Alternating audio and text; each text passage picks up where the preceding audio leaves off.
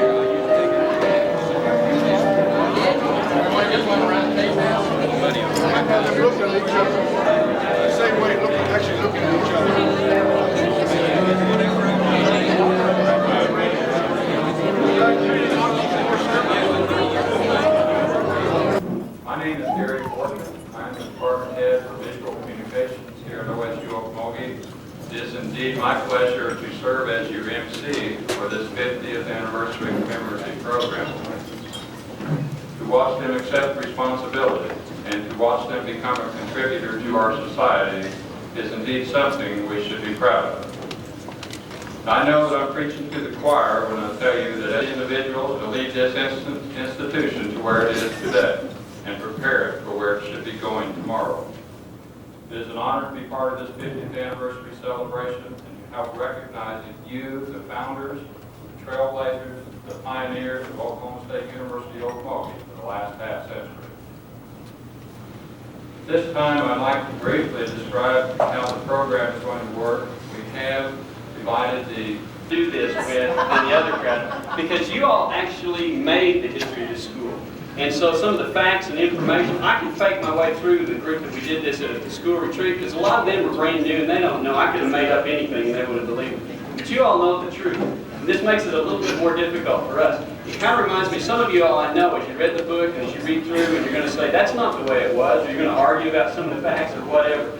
And that's okay. It kind of reminds me, some of you all, you tell somebody a story and by the time they repeat it back, and it's not sat him down the night before and they kept telling him how lucky they were that this baby was coming into the world and they were just really lucky that it was going to be a bigger family and how lucky they all were that God had blessed them with this. And so the little boy, they said, do you understand? He said, yeah, I got it. He's all excited now. So he goes to school the next day. And the teacher, at the beginning of class, she said, anything happening, that we need to know about? And he said, teacher. He said, yeah, my mama said that she got lucky last night and we're going to have a baby. So, sometimes the stories that you hear and repeat don't necessarily come out the same way they were told to begin with. So for those of you that helped me with the book and gave me information and so forth, I really hope as you read the book that it came out the way you told it to me. So we'll see. As we go through the questions today, I'd appreciate if you would not interrupt us and argue about the answers that we're going to give on the screen. We can argue after this is over with if you want to. I'll be glad to be up here and sign books and argue. But you have your contestants, are you ready to play? Ready. Okay, good afternoon and welcome to the OSU Okmulgee Jeopardy Game Show, where our contestants, all valued OSU Okmulgee employees, show their quick knowledge and skills in answering questions pertaining to the history of OSU Okmulgee. I'm your host, Dr. D, the man with all knowledge and no money, the man with 1,000 history of OSU Okmulgee books for sale and no royalties. Now let's meet our contestants. Let's have a warm welcome for our first contestant, a longtime employee of the college, Gary Fortune.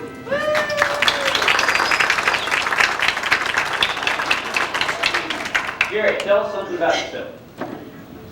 Larry, I've been with the college for almost 30 years and served under 2 great directors, and frankly, it's been a hell of a ride. Gary, you told me it's just been plain hell. Excuse me, you two, I don't think you need to be using that kind of language. Grow up, Susan. Anyway, I think I probably know as much about the history of this school as anybody around. Bring on the questions. Thank you, Gary. Now let's hear it for our next contestant, Mary Graves. Mary, you have the nickname Crazy Mary. How did you, can you tell us how you got that nickname? Yes, I can.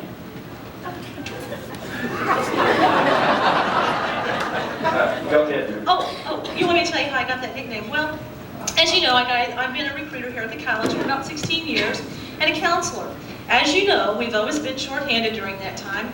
Wayne Miller was too cheap to hire anybody. Bob Cloudbridge won't give us a pay raise. So we have to do everything. We've been gone for several days. We've been in godforsaken places that you wouldn't know if I drove you there myself. Mary, I really don't think you should be using that kind of language. Okay, grow up, Susan. Anyway, when we get back, we have to catch up on all of our paperwork, enroll a bunch of kids, and tour maybe 150 snot-nosed 8th graders or whatever. Maybe the only question I'm going to get is, like, where's the bathroom or something? Get up the next morning, do it again, and you like wonder how I got the name Crazy? Thank you, Mary. Our last contestant is Susan Hill. Susan? Tell us about yourself. Well, thank you very much, Dr. D. I have 2 perfect children and a very big husband. I have been at the college just long enough for my health to visibly deteriorate. I only have 35 years more to go until retirement, and I really don't think I'm going to make it alive. Susan, thank you. A lot of the women in the audience were wondering, after having 2 children, how you stay so slim.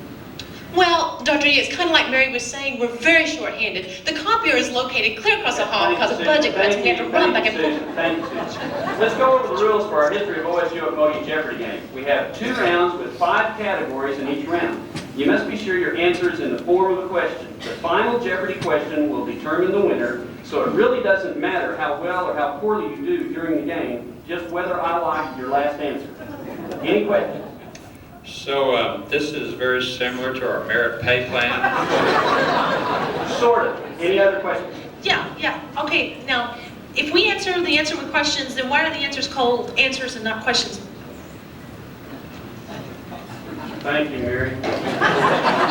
All of today's contestants have got our home version of the new OSU Okmulgee game. It's a very realistic game. For those of you that have worked here for the last 50 years, you'll understand. It comes with no equipment and no money. You have to go out and find your own. Okay, let's play OSU Okmulgee Jeopardy. Our first categories are beginnings of the school, the Covell years, the Miller years, the Cloudbridge years, and student life. We don't have any money to buy buzzers, so just raise your hand if you know the answer. Okay? Gary, you've been at the college the longest. Pick a category and a dollar amount. Give me beginnings of the school for 100. The original property use. Gary. What is a hospital? What's a hospital? Are you stupid or what? That's what we call our food service department now. Boy, are you out of touch. What's it? Hospital is incorrect, Gary. See, I told you, Gary. Mary, please. Susan? What is a Creek Indian orphan's home? Correct. Choose again. Susan? I will take beginnings for 200. Okay. The answer is name of the hospital on the site in 1943. Gary? What was Bethesda? No, Gary, you're about 1,500 miles off there. I know. General Hospital. No, wait. Memorial Hospital. They're all named Memorial or General or something. No, wait. It has to be Saint something, right? Saint. Mary, is there a question in there somewhere? Yeah, lots of questions. Which one? Give me one. What is Saint Okmulgee? No, but that's a really good guess. Susan? What is Glennon? Glennon is correct. Okay.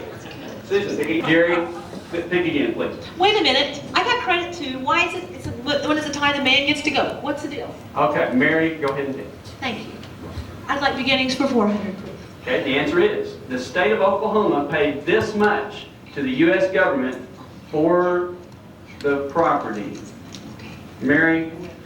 Is the pop out here $1? Dollar is correct. Pick again, Mary. Cool. Give me beginnings for 500. Beginnings for 500. The answer is classes officially started this time and date. Susan? What is 8 o'clock on October 3rd, 1946? Correct. Pick again. Wait. Why do we start at 7:30 now? You get in the students. Wait a minute, it's still an 8-hour day. Students with kids have to get to school in the morning, they hate it. We come to work in the dark, go home in the dark, actually we stay in the dark, but that's another story anyway.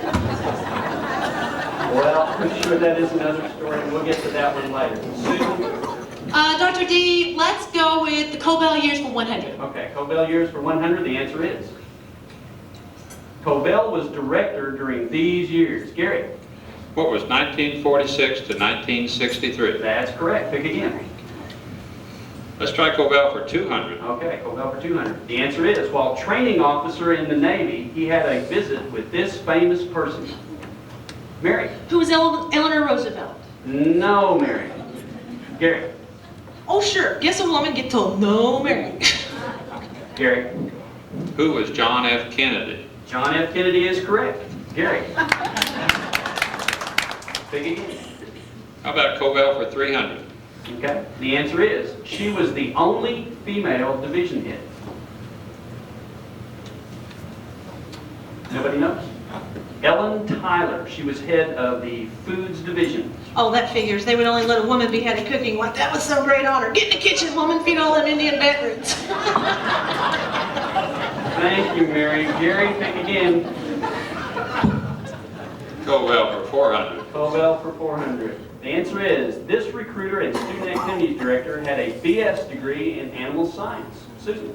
Who is Paul England? That's correct. England Hall on campus dormitory is named for him. Okay, Susan? Okay, Cobell for 500. The answer is, the first official graduate.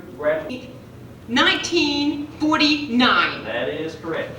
We'll stop now at this portion of the program and honor those of you who were prominently involved during the Cobell years. Gary, back to you.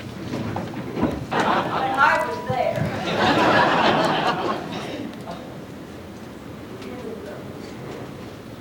I can't see, that's my problem. Okay. In the summer of 1946, my father had just returned to Oklahoma A&M College to find his place. He, after having served as a training specialist in the Navy since 1941, he was doing the General Hospital to see if it was something the college could find a use for, particularly with the large influx of GIs returning to school when space was becoming a problem at Stillwater. That was his first big mistake and probably only mistake that Dr. Bennett made. Because my father saw Atlanta General Hospital, he saw it as a dream come true. He went back to Dr. Bennett and shared his dream of taking the hospital and turning it into a technical school for GIs returning.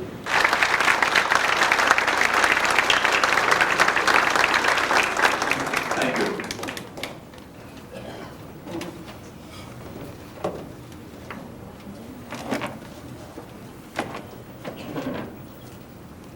Was director during these years. Gary, When was 1963 through 1983? you are on a roll. Gary, go again. Miller for 200. The answer is, Cobell and Miller had these similar backgrounds. Mary? I know it. Mary, no answer. Susan?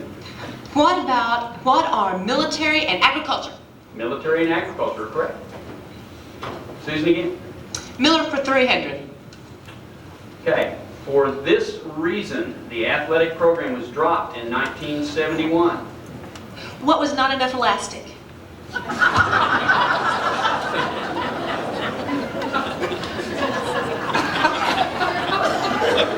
You lost me on that one, Mary. Oh, I'm sorry. I thought you said athletic supporters dropped. I'm sorry. Susan? What are poor teams and poor attendance plus financial problems? That is correct. Susan again. Miller for 400. Miller worked with these three OSU presidents, and let's pray that they have a sense of humor here. Gary? Who were Wilhelm, Cam, and Booger? Booger, what kind of president name is that? Boger, Mary. That's Boger, Tom, and Boger. Well, Gary again. I heard he was a booger to work with.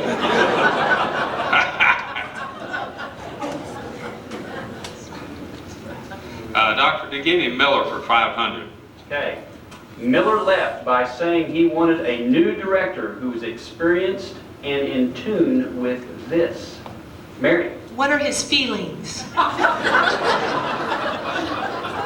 No, Mary, good try. Gary. What is total quality management? No. Susan. What are microprocessors, robotics, laser, and computer integrated manufacturing? That's correct, and that is a direct quote that I got from the newspaper. So, we know that's accurate. Newspapers don't lie. Okay, let's finish up our student life category here. Susan? Student life for 100. Okay, the answer is, these people wore Mickey Mouse Club type hats. Oh, who were the BizCon students at graduation? Get off my case. My students have quit doing that. What happened to creativity and individuality? Yeah. And why do they call it a pair of pants when it's actually a pair of legs? Who knows? Gary, you can't explain everything in life. You just have to just accept some things. Susan? I'd like to answer the question, Certainly. or question the answer, or whatever it is there. Okay. Who are the 1953 cheerleaders? The 1953 cheerleaders. Some of you were here, you may have seen those hats. Mickey Mouse Club type hats. We have a picture. We have verification. We have pictures in there. Okay, Susan? Student life for 200. Okay, the answer is, the school newspaper and yearbooks were both called by this name. Susan? The Roundup. Wasn't that a weed killer? Yes, and it's also the name of both of those. Susan? A student life for 300. The Miss Tech pageant was held from 1965 until this year.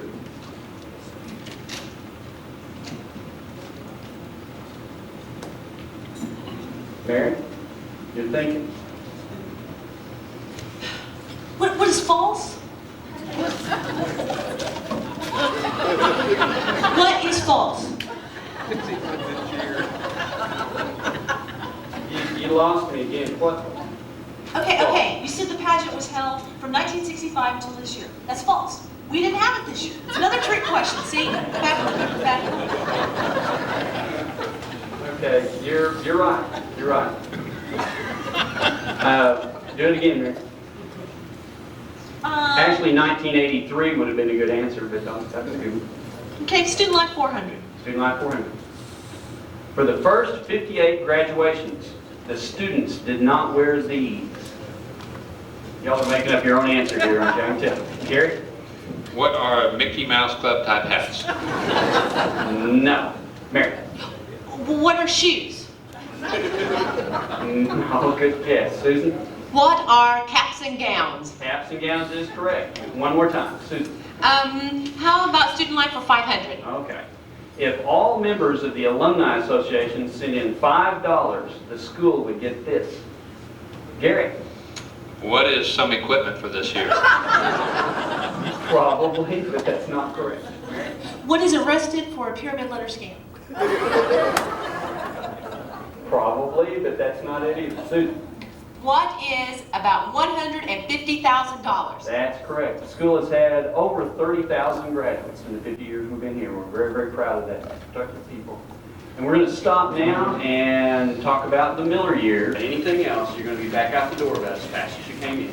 If you're there to talk about students and how you want to make everything better for students, they'll listen to you. Otherwise, they're too busy to deal with whatever it is else you want to talk about. So, students first. And Dr. Cohn, when you were up here talking, it reminded me, I took a graduate course under Dr. Cohn one time several years ago, and I had forgotten the title of every other book that I ever read in graduate school. They either said something about me or graduate school, I don't know which, but the one book that I remember of all the courses I took is the one that Dr. Cohn wrote, and students are number one. So I thought, if you want to talk about where's the emphasis and what's the whole purpose of all of this and why we're all here, it's students. That's why we're here. And we tell our people 9,000 times, if you're here for any other reason, I really don't know why you're here. So anyway, the clock is yours. Steve, would you start? Okay, Dr. D, I'll take the Columbus Youth for 100. Okay, the answer is, Klomnish was director during these years. Y'all are thinking about that one, aren't you? Anybody? Gary? What do you mean was? Isn't he still here? Is communication around here bad or what? I mean, Dr. Bob is gone. Nobody told us. The whole time I've been here? I mean, this is pathetic. Dr. D, did you know he was gone? He's still here, Mary. Oh, never mind. Susan? What was 1983 to 1991? That's correct. In 1991, his title was changed to provost. Sure. Wait a minute. Wait, that was a trick question. Are you a faculty person or what? Only for average salary purposes. Susan, you got the right answer. Go ahead. How about the Clobanish years for 200? Okay. Clobanish started his career teaching these two subjects. Mary. What were men and women? That's a really good answer, Mary. It's not quite correct. Anybody else? Gary? What are total quality management and statistics? No, but a good guess. Susan? What are industrial arts and math? Industrial arts and math. That's correct. Susan? The Clobanish years for 300. The answer is Clobanish's new niche in the Oklahoma higher ed system for OSU Tech consisted of this. Dr. D, is a niche a woman with a really bad attitude? What? No. Gary? Nish was that German guy, wasn't he? No, Gary. Susan?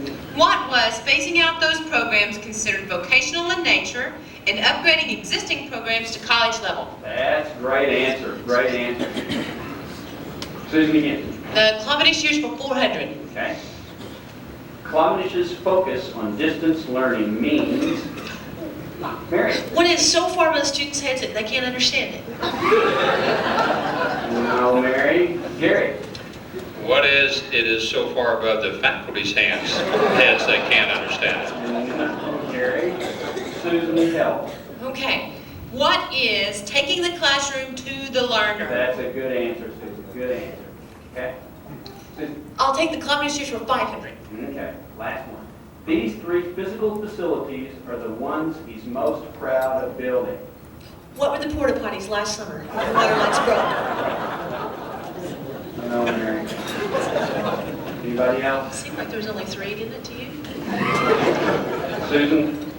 What are the Noble Center Edition, the Student Union, and the Reynolds Center? That's a great answer. Great answer. We're now ready to move into our final Jeopardy round. Final Jeopardy round. Okay? And the category is OSU Okmulgee in the future. The final Jeopardy answer is OSU Okmulgee will still be here turning out quality graduates until The cows The sows. And the hens come home.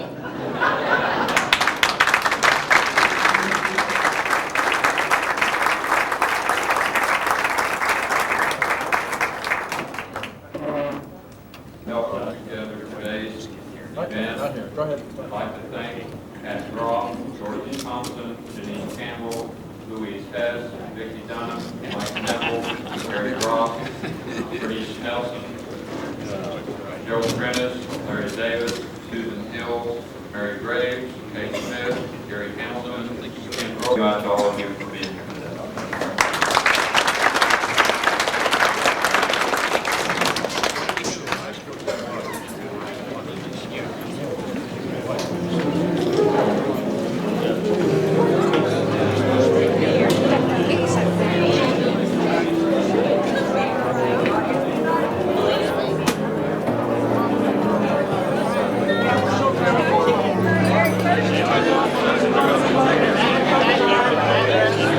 I wish there was. See, we're trying to sell our house, so I can't.